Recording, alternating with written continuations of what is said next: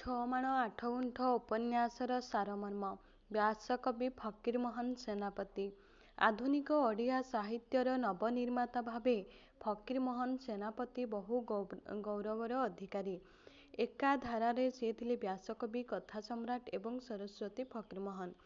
ଅନୁବାଦ, ପାଠ୍ୟପୁସ୍ତକ, ଭ୍ରମଣ ବୃତ୍ତାନ୍ତ, ପ୍ରବନ୍ଧ, ଆତ୍ମଜୀବନୀ ଆଦି ସାହିତ୍ୟର ବିଭିନ୍ନ ବିଭାଗ ସହ କ୍ଷୁଦ୍ରଗଳ୍ପ ଓ ଉପନ୍ୟାସ ରଚନା କ୍ଷେତ୍ରରେ ସେ ତାଙ୍କ ପ୍ରତିଭାର ଅନନ୍ୟ ସ୍ୱାକ୍ଷର ପ୍ରଦାନ କରିପାରିଛନ୍ତି। ତାଙ୍କ ରେବତୀ ହେଉଛି ଓଡ଼ିଆ ସାହିତ୍ୟର ପ୍ରଥମ କ୍ଷୁଦ୍ରଗଳ୍ପ ଓ ଛଅମାଣ ଆଠଗୁଣ୍ଠ ତାଙ୍କ ପ୍ରଥମ ଉପନ୍ୟାସ। ତାଙ୍କ ରଚନାଗୁଡ଼ିକ ମଧ୍ୟରେ ଈଶ୍ୱରଚନ୍ଦ୍ର ବିଦ୍ୟାସାଗରଙ୍କ ଜୀବନଚରିତ, ମୂଳ ବଙ୍ଗଳା, ରାମାୟଣ, ମହାଭାରତ, ଶ୍ରୀମଦ୍ ଭାଗବତ ଗୀତା, ଉପନିଷଦ, ମୂଳ ସଂସ୍କୃତର ଓଡ଼ିଆ ଅନୁବାଦ, ଭାରତବର୍ଷର ଇତିହାସ, ପ୍ରଥମ ଓ ଦ୍ୱିତୀୟ ଭାଗ, ବ୍ୟାକରଣ ଆଦି ପାଠ୍ୟପୁସ୍ତକ। ଗଳ୍ପ ସ୍ୱଳ୍ପ ପ୍ରଥମ ଓ ଦ୍ୱିତୀୟ ଭାଗ, ସନ୍ନିହିତ କ୍ଷୁଦ୍ରଗଳ୍ପ, ଛଅମାଣ ଆଠଗୁଣ୍ଠ, ଲଛମା ମାମୁଁ, ପ୍ରାୟଶ୍ଚିତ ଆଦି ଉପନ୍ୟାସ, ବୌଦ୍ଧାବତାର, ପୁଷ୍ପମାଳା, ଉପହାର, ଅବସର, ବାସରୀ, ଧୂଳି ଆଦି କାବ୍ୟକବିତା, ଆତ୍ମଜୀବନଚରିତ ଏବଂ କିଛି ପ୍ରବନ୍ଧ ଅନ୍ୟତମ। ଛଅମାଣ ଆଠଗୁଣ୍ଠ ଉପନ୍ୟାସର ସାରମର୍ମ। ଫତେପୁର ସରଷଣ୍ତ ଜମିଦାରୀ ଇଲାକାରେ ଜମିଦାର ଅଟନ୍ତି ରାମଚନ୍ଦ୍ର ମଙ୍ଗରାଜ। ଜମିଦାର ମଙ୍ଗରାଜଙ୍କ ଜମିଦାରୀ ଇଲାକା ମଧ୍ୟରେ ଥାଏ 5 ଗୋଟି ମୌଜା। ସେହି ମୌଜାର ନାମ ହେଲା ରାମନଗର, ବାଲିଆ, ହାଣ୍ଡିଖାଇ, ସଉତୁଣିଆ ଓ ଗୋବିନ୍ଦପୁର। ଗୋବିନ୍ଦପୁର ମୌଜାରେ ଜମିଦାର ରାମଚନ୍ଦ୍ରଙ୍କ ଘର। ଜମିଦାରୀକୁ ଛାଡ଼ିଦେଲେ ମଙ୍ଗରାଜଙ୍କ ଧାନ ଟଙ୍କା ଇତ୍ୟାଦିରେ ମହାଜନୀ କାରବାର ମଧ୍ୟ ରହିଥାଏ। ଜମିଦାରଙ୍କର କୌଣସି ପୈତୃକ ସମ୍ପତ୍ତି ନଥିଲା। ପିଲାବେଳେ ସେ ଥିଲେ ଅନାଥ ଓ ଦରିଦ୍ର। ଏପରିକି ଅଭାବ ଅନଟନ ଯୋଗୁଁ ବାପର ଶୁଦ୍ଧିକ୍ରିୟା କରିପାରିନଥିଲେ। ଖିଅର ମଧ୍ୟ ହୋଇନଥିଲେ। ମାତ୍ର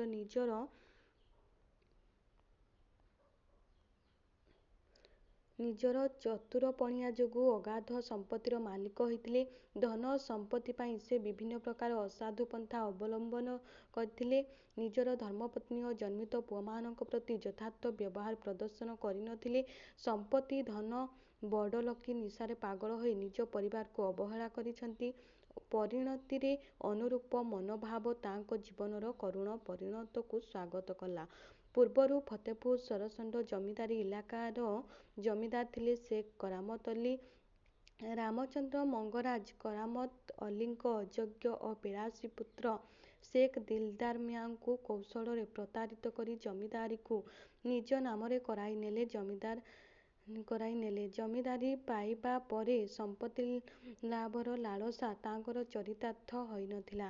ବରଂ ସେ ଧନ ସମ୍ପତ୍ତି ପାଇଁ ନିଜ ସମ୍ପର୍କୀୟମାନଙ୍କୁ ପ୍ରତାରିତ କରିଛନ୍ତି। ନିଜ ଗ୍ରାମ ନିକଟସ୍ଥ ରତନପୁର ବାଘସିଂହ ବଂଶର ପ୍ରଭୂତ କ୍ଷତି ମଧ୍ୟ କରିଥିଲେ। ଜମିଦାର ରାମଚନ୍ଦ୍ର ମଙ୍ଗରାଜ ଜମିଦାରଙ୍କ ଶୋଷଣ ଓ ଦୁର୍ବାର ଲାଳସା ଚରିତାର୍ଥ ପଥର ଶିକାର ହୋଇଥିଲେ। ଗୋବିନ୍ଦପୁର ଗ୍ରାମରେ ବାସ କରୁଥିବା ତନ୍ତୀ ଦମ୍ପତି ସାରିଆ ଓ ଭଗିଆ। ସାରିଆ ଓ ଭଗିଆର ସରଳ ପଣିଆକୁ ଚତୁରତାର ସହ ବିଭିନ୍ନ ଉପାୟରେ ଭୁଲାଇ ଛଅମାଣ ଆଠଗୁଣ୍ଠ ଜମିକୁ କରାୟତ୍ତ ମଧ୍ୟ କରିଥିଲେ।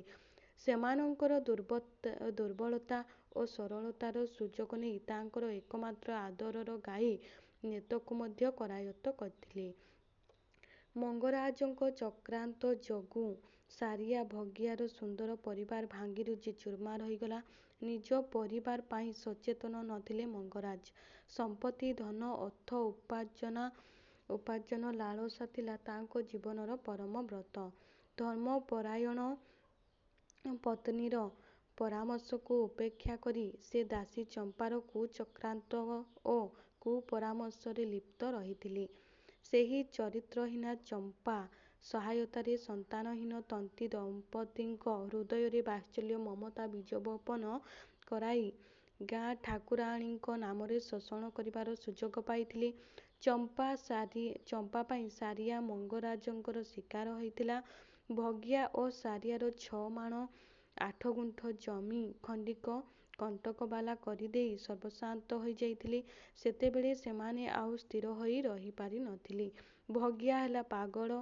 ବାସ୍ତହରା ସାରିଆ ନେତଗାଈକୁ ଛାଡ଼ିଲା ପରେ ଭୋକ ଉପାସରେ ଜମିଦାର ଉଆସ ନିକଟରେ ପଡ଼ି ମୃତ୍ୟୁବରଣ କଲା।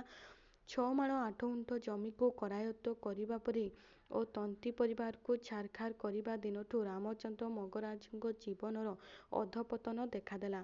ହତ୍ୟାକାରୀ ଦୋଷରେ ସେ ଗିରଫ ହୋଇ ଜେଲ ଦଣ୍ଡରେ ଦଣ୍ଡିତ ହୋଇଥିଲେ। ମଙ୍ଗରାଜଙ୍କ ଅସହାୟତା ସମୟରେ ଚମ୍ପା ଓ ଉଆସର ଅନ୍ୟାନ୍ୟ କର୍ମଚାରୀ ମଙ୍ଗରାଜଙ୍କ ସମସ୍ତ ଜମିଦାରୀ କରଗତ କରି ନେଇଥିଲେ। ଜେଲ ହାଜତରେ ଥିବା ସମୟରେ ରତନପୁରିଆ ଡମ ଏବଂ ପାଗଳ ଭଗିଆ ଦ୍ୱାରା ମଙ୍ଗରାଜ ଆଘାତ ପାଇ ଘରକୁ ଫେରି ଆସିଥିଲେ। ପାପର ପ୍ରାୟଶ୍ଚିତ ସ୍ୱରୂପ ସେ ଅନୁତାପ ଅନୁଶୋଚନାରେ ଜର୍ଜରିତ ହୋଇଥିଲେ। ଶେଷରେ ସେ ଥୋ ମା ଆ ଗୁ ବୋଲି ବାରମ୍ବାର ପ୍ରଳାପ କରିଥିଲେ। ସେ ଆଖି ସାମ୍ନାରେ ଦେଖୁଥିଲେ ସାରିଆର ପ୍ରେତରୂପୀ ଆତ୍ମା ତାଙ୍କୁ ଯେପରି ନେତଗାଈକୁ ମାଗୁଥିଲା। ଏହିଭଳି ଅସହାୟ ଭାବେ ମଙ୍ଗରାଜ ମୃତ୍ୟୁବରଣ କଲେ। କେବଳ ମଙ୍ଗରାଜ କାହିଁକି, ତାଙ୍କର ଧନ ସମ୍ପତ୍ତି ମଧ୍ୟ ସମେତ ନଷ୍ଟ ହୋଇଯାଇଥିଲା। ସେ ଯେତେବେଳେ ହତ୍ୟାକାରୀ ରୂପେ ଅଭିଯୁକ୍ତ ହୋଇ ପୋଲିସଙ୍କ ଦ୍ୱାରା ଗିରଫ ହୋଇ କୋର୍ଟ ଚାଲାଣ ହେଲେ, ସେହି ସମୟରେ ଚତୁରୀ ଚମ୍ପା ମଙ୍ଗରାଜଙ୍କଠାରୁ ଧନ ଭଣ୍ଡାରର ଚାବିକୁ କରଗତ କରି ନେଇଥିଲେ। ନିଶାଖୋର ପୁତ୍ରମାନଙ୍କ ନିର୍ବୋଧତାର ସୁଯୋଗ ନେଇ ଧନରତ୍ନ ଟଙ୍କା ପଇସା ଅପହରଣ କରିଥିଲା। ବିଶ୍ୱସ୍ତ ଭୃତ୍ୟ ଗୋବିନ୍ଦ ଭଣ୍ଡାରୀକୁ କରଗତ କରି ଚମ୍ପା ସବୁ ଧନରତ୍ନକୁ ମାରିନେବାକୁ ବସିଥିଲା। ମାତ୍ର ବାଟରେ ଚମ୍ପା ଓ ଗୋବିନ୍ଦାର ମନୋମାଳିନ୍ୟ ଦେଖାଦେଲା। ଗୋବିନ୍ଦା ଧନରତ୍ନ ଭାଗ ଚାହିଁବାରୁ ଚମ୍ପା ତାକୁ କଟୁ କଥାରେ ତାତ୍ସଲ୍ୟ କଲା। ପ୍ରତିକ୍ରିୟାଶୀଳ ଗୋବିନ୍ଦା ଭଣ୍ଡାରୀ ନିଦ୍ରିତା ଚମ୍ପାକୁ କ୍ଷୋରରେ ହତ୍ୟା କରି ନଦୀ ପାର ହୋଇ ଖସିଯିବାବେଳେ ଆସନ୍ନ ଭୟ ଓ ବିପଦର ବଶବର୍ତ୍ତୀ ହୋଇ ନଦୀଗର୍ଭକୁ ଲମ୍ଫ ପ୍ରଦାନ କଲା। ଗୋବିନ୍ଦା କୁମ୍ଭୀରର ଶିକାର ହେଲା। ଗୋବିନ୍ଦାର ମୃତ୍ୟୁ ସହିତ ଜମିଦାର ଘରର ଅସତ୍ ଉପାର୍ଜିତ ଧନରତ୍ନ ଓ ଟଙ୍କା ନଦୀଗର୍ଭରେ ଲୀନ ହୋଇଗଲା। ଏହା ହିଁ ଥିଲା 6 ମାଣ 8 ଗୁଣ୍ଠ ଉପନ୍ୟାସର ସଂକ୍ଷିପ୍ତ କଥାବସ୍ତୁ।